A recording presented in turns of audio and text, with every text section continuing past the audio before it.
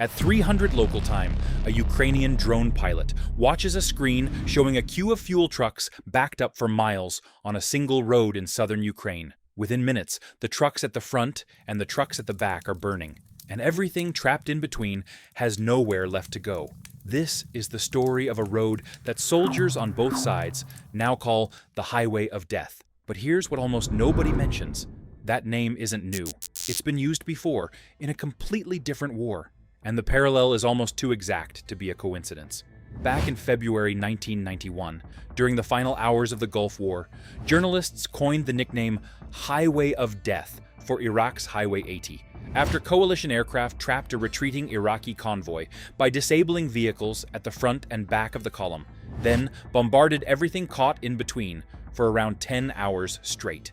Between 1,400 and 2,700 vehicles were destroyed or abandoned. More than 3 decades later, that exact tactic and that exact nickname has resurfaced along Russia's main supply corridor into occupied Crimea. Soldiers didn't invent a new phrase.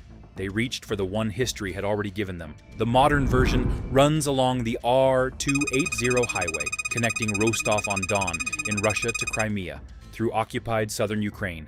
Nearly 700 kilometers of the main ground route, supplying Russian forces on the peninsula. Since Ukraine's Middle Strike campaign launched in April 2026, open-source analysts have documented close to 800 Russian trucks and vehicles hit along this corridor since May alone, with verified strike rates reaching up to 56 successful hits recorded in a single day in June. To put that scale in perspective, that's roughly 1 confirmed destroyed vehicle every 25 minutes at peak intensity, day after day, along a single stretch of road. A rate of attrition most conventional military logistics networks simply aren't built to absorb for long. Here's a detail that rarely gets attention, but it's arguably the most important part of the story. The drones Ukraine uses for this campaign, like the Behemoth, cost under $50,000 each. Compare that to a Storm Shadow or Scalp cruise missile, which Ukraine used to destroy Crimea's Chonhar Bridge back in 2023. Those cost around $2 million apiece. That's not a small difference. It means Ukraine can now sustain a daily campaign against Russian logistics, using weapons roughly 40 times cheaper than what this kind of strike used to require. This war has quietly shifted from being about who has the most expensive missiles to who can produce the most disposable ones. And this isn't random destruction.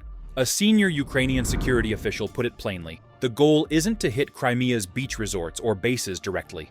It's to hit bridges, railway junctions, fuel depots, and logistics centers, making Russian occupation as difficult and expensive as possible without needing a ground offensive at all. It's a strategy built entirely around economic and logistical exhaustion, not territorial capture. That distinction matters, because it means success isn't measured in captured ground or destroyed units. It's measured in how long Russia can keep paying the rising cost of simply holding on to a peninsula it already claims to control. Here's something almost never reported. The mobile Russian air defense teams assigned to protect these convoys have increasingly been observed abandoning their positions or fleeing rather than engaging incoming drones. That's a quiet but telling shift. When the units meant to protect the supply line start prioritizing their own survival over defending the convoy, it says something about how sustainable this pressure campaign has become for Russia's forces on the ground.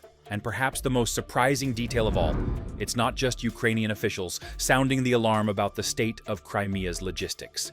Igor Girkin, a former FSB officer, convicted war criminal, and one of the architects of Russia's original 2014 intervention in Ukraine, has himself warned that the situation on the peninsula could turn from grave to genuinely critical within weeks if Ukraine keeps up this pace. When one of the most hardline pro-war voices in Russia admits the strategy is working, that's a signal worth paying attention to. So, why does a stretch of highway matter more than a single battle? Because this isn't really about one road. It's about proving that a war can be won by attrition against logistics instead of attrition against soldiers, and that history's grimmest nicknames have a way of repeating themselves, decades and deserts apart.